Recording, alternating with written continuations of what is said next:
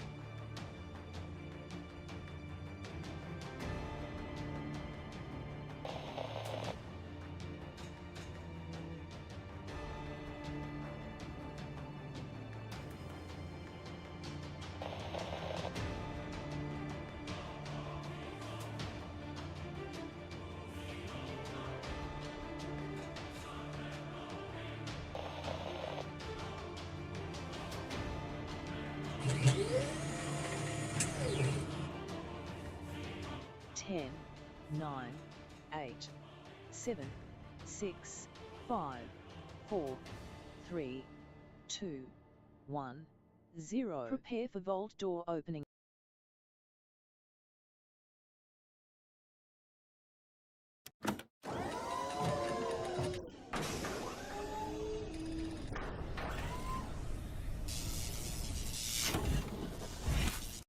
We're not missing this stream, everybody. We're going to get into it. We're going to do a bonus stream today. Hello and welcome, everybody.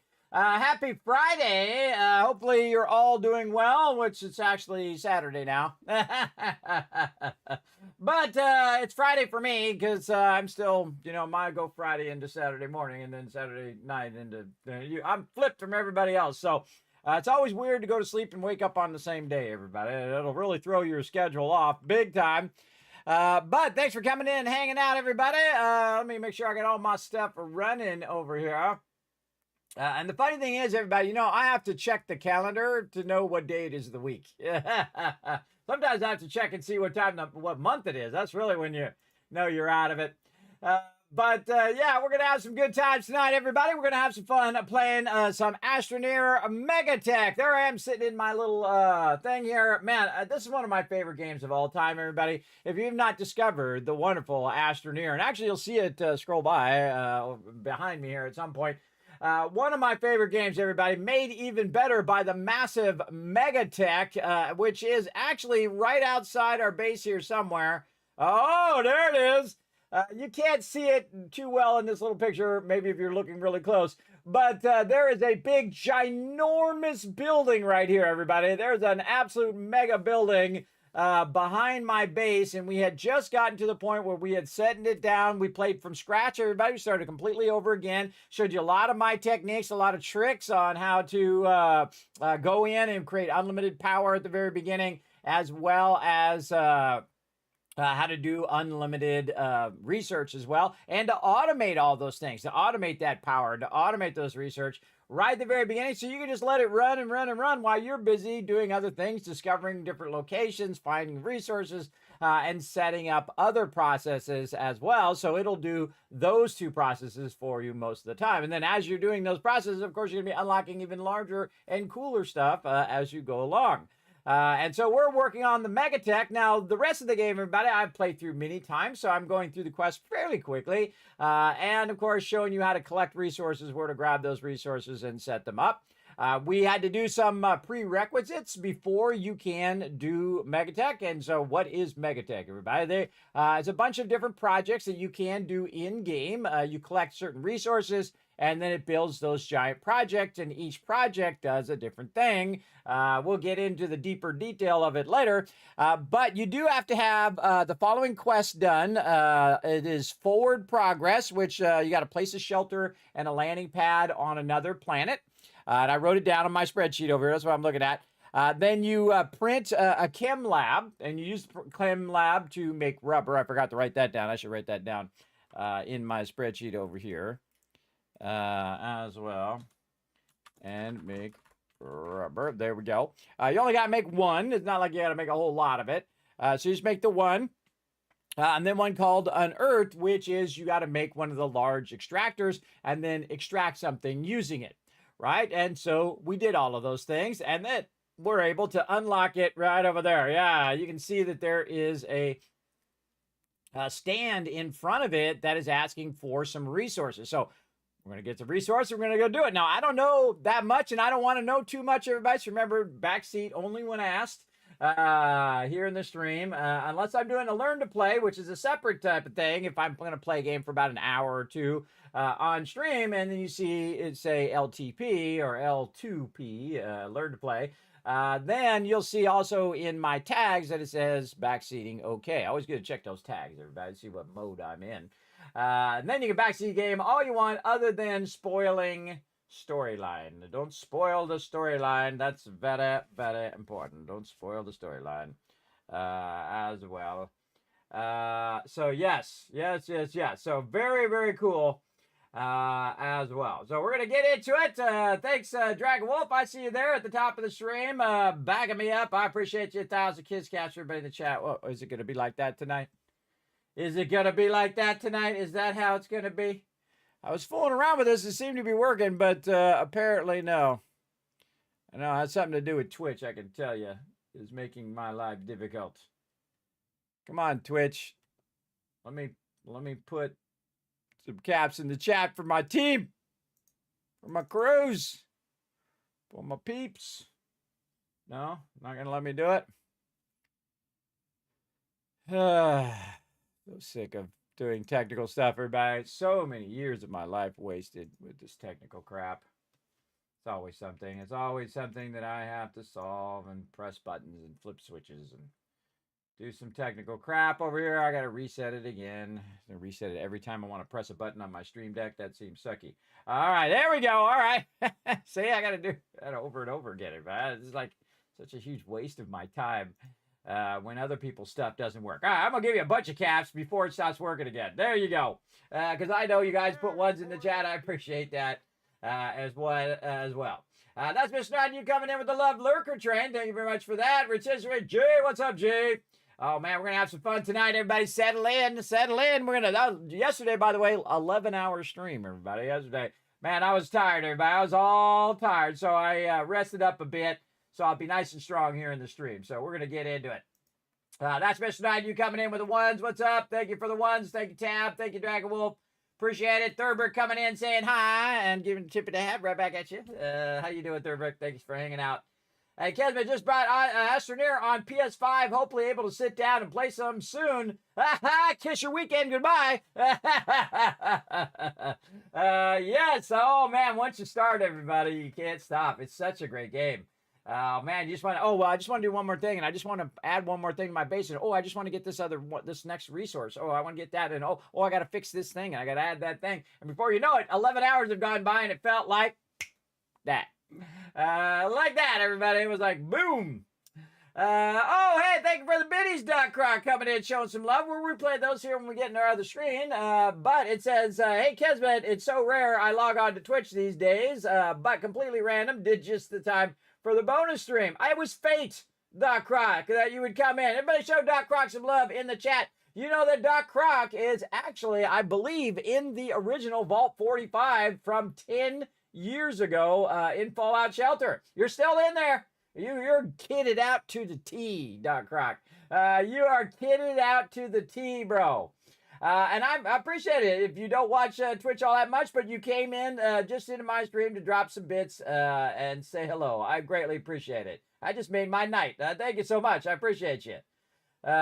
Yes, call it Kismet. Exactly. Hope you and Vault 45 have been doing well. All the best. Well, thank you. Thank you, Doc Croc. Again, always great to see you, man. Hopefully you've been well. Yeah, look at that, everybody. 10 years, 4 months, and 24 days. Look at that, everybody. Now, that is love right there. I appreciate that massive follow.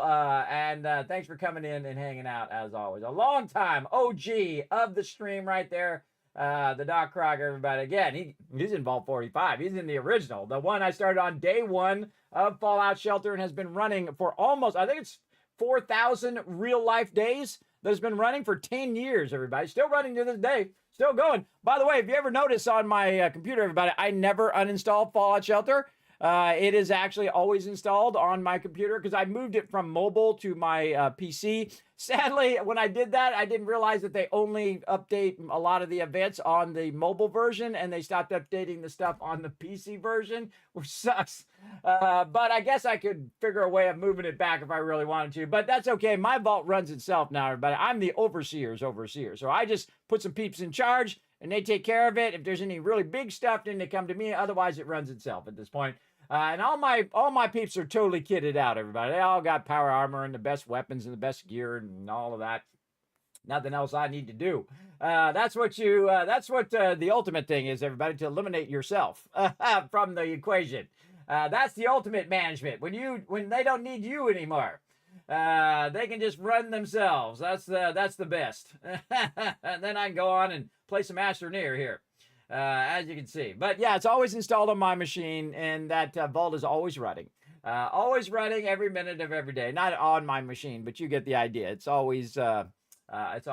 So I can play it at any time if I wanted to. The problem with Fallout Shelter at my level that I'm playing, everybody, is the management of the stuff that you're bringing back in from the wasteland and whatnot. It's really hard to manage that stuff because I get a massive amount of it. I get an insane amount of gear.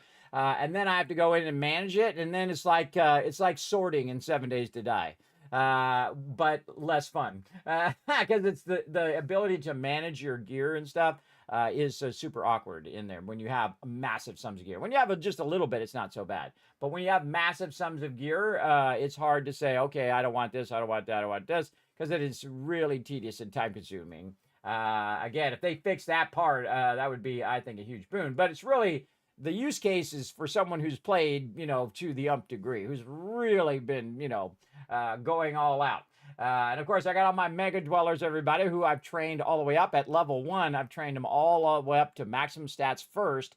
Then I sent them to the wasteland. By the way, they go from level 1 to max level in a single round in the wasteland because they are so powerful. Because they have max all stats. And they also get a lot of hit points because they start with maximum constitution and stuff. So very, very cool. Well, really, it's endurance in Fallout, but they start with massive hit points, and so they're just unbeatable at that point. And that's what I did on my vault, everybody, and it is epic. It is epic level shelter as well.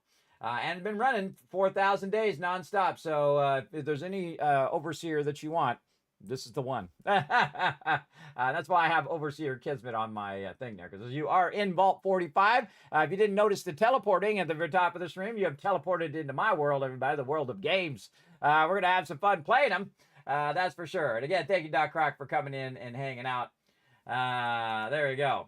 Hi from Taiwan because I'm traveling for work. Oh, is Taiwan beautiful? I always heard it was beautiful there.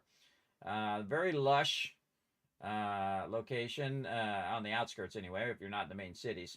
Really, that's anywhere. It's like LA, everybody. You go to LA and you have like little stars in your eyes and you're like, oh my gosh, LA is amazing. It's really a desert. People don't know that about Los Angeles, but it's really a desert, and all the water is piped in from somewhere else.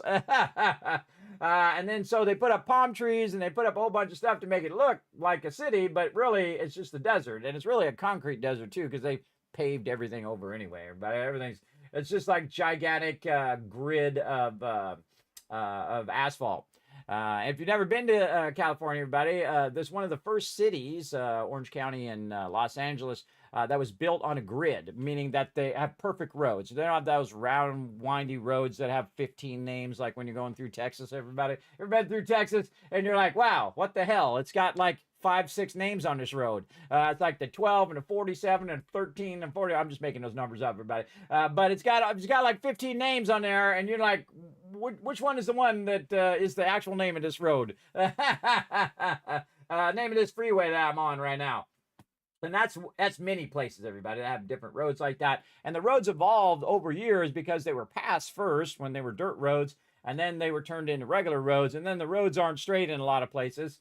I know a lot of places where the roads there's multiple points that come in, not just the 4-way points, 5, 6 points that are coming into the same point as well throughout the United States because of the original roads. But in California, they're all straight, so they're all 90-degree roads, pretty much most of them, unless you get out in the kind of country go country areas. There's mountains also. You can go up in the top of one of the largest mountains in the United States, and go up to the top of that sucker. It's like 10,000 feet up there. You have trouble breathing. I did when I got up there. I was like, holy mackerel, this is a very tall mountain. They're not kidding. But I got to the top of it. I was very young then, everybody. That was for the Boy Scouts. I went to the second tallest mountain in the United States. I forget what the name of it is. I think Mount Whitney or something like that. I got to look it up now. I can't remember. Let's see. Tallest mountains in the U.S. Let's see.